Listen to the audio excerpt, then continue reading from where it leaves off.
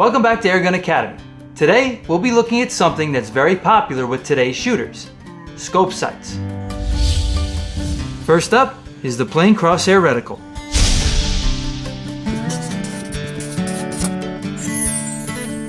A telescopic sight, or scope as we call it, magnifies the image of a target while overlaying an aiming reference grid called a reticle. The most common type of reticle consists of two plain wires, one vertical and the other horizontal. These are known as crosshairs.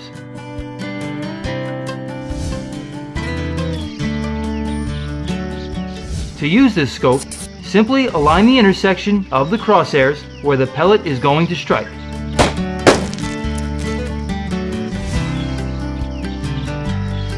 The location on the target where the pellet impacts changes as the distance to the target changes. So, you need to ensure that the reticle is properly adjusted for the specific range at which you intend to shoot.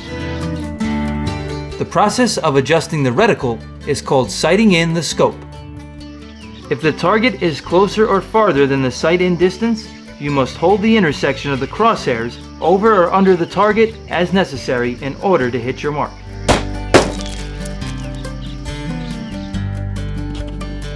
When scopes were first made in the mid-19th century, they used spider webs as crosshairs. Today's scopes use metal wires. And sometimes the lines are etched on a glass surface inside the optical package. The finer the lines, the more precise the intersection as an aiming point. Therefore, very fine crosshairs are favored by long-range target shooters and varmint hunters, who can rely on good lighting to see both the target and the reticle.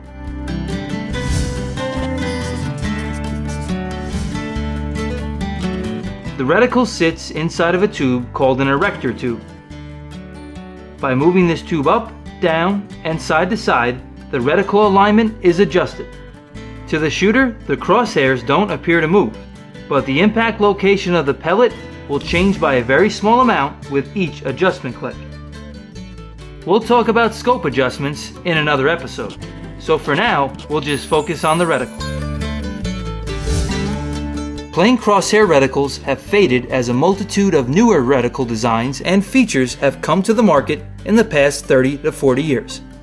One of the oldest and most popular of these is the duplex reticle, which is often favored by hunters. The duplex reticle got its name because the crosshair wires are two different sizes. The outer wires are thick, so the shooter can see them quickly and easily against all kinds of backgrounds. The inner wires are finer to give a more precise aiming point. A duplex reticle gives the shooter 4 additional aiming points besides the intersection of the wires. The shooter can use an alternative aiming point at each spot where the wire goes from thick to thin. The upper and lower points can be used in distance situations, while the left and right points can be used to compensate for the wind or for a moving target. Up next is the Mildot reticle.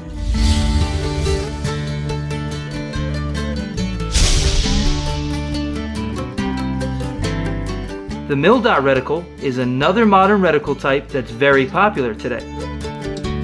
With this type of reticle, dots are placed along the wires.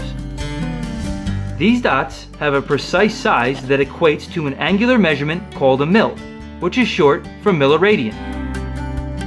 A 1 mil dot covers 1 mil of an angle at all distances. The interesting thing is that one modern mil covers 1 meter at 1 kilometer. The military has been using mil angles for many decades on artillery sights and binoculars as a way to measure distance on the battlefield. But in scope sights, 1 mil covers about 4 inches at 100 meters. When we think about it that way, we can start to estimate size through our scope. Since game animals come in more or less standard sizes, we can also estimate the distance to them by how much of an animal is covered by a mildot. Mildots can be placed on both the horizontal and vertical reticle lines or wires. The spaces between the mildots are of a standard measurement, and can be used to calculate size at a given distance. Here's an example of how a Mildot might be used to measure distance. An average 110-pound white-tailed deer measures about 12 inches through the chest when seen from the side. If a 1 mil dot covers 2/3 of the deer's chest when you look at it through the scope, then it's covering about 8 inches.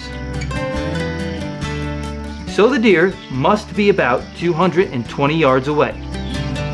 Distance measurements like this keep hunters from making large range errors when hunting.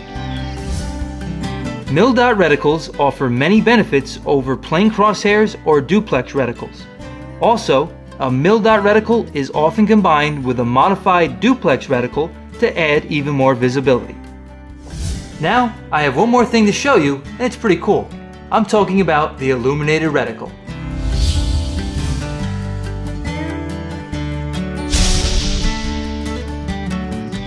Hunters know that many game animals move around the most just before sunrise and just after sundown. During these times, you'll most likely see the silhouette of an animal, but the dark reticle you see through the scope will be invisible. To solve this issue, we have the Illuminated reticle.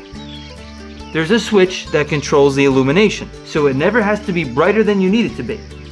Many scopes offer at least 2 different colors of illumination to help with different lighting challenges. Best of all, the illumination from the reticle is not visible outside of the scope, so the game you're hunting won't be spooked when this feature is used. We've looked at 3 common types of scope reticles in this episode, but you should know that there are dozens more out there on the market. We also touched on illuminated reticles and the benefits of using them when shooting in low light situations. Most scopes are an offshoot of what we covered in this episode, but some are specialized for a particular round of ammunition as it's used in a particular gun. Just knowing these basics will help you select the perfect scope for your needs. This was just one of many episodes to come on the subject of scopes, so be sure to watch upcoming episodes as they're posted. Thanks for watching Airgun Academy. Stay tuned for another great lesson from Pyramid Air.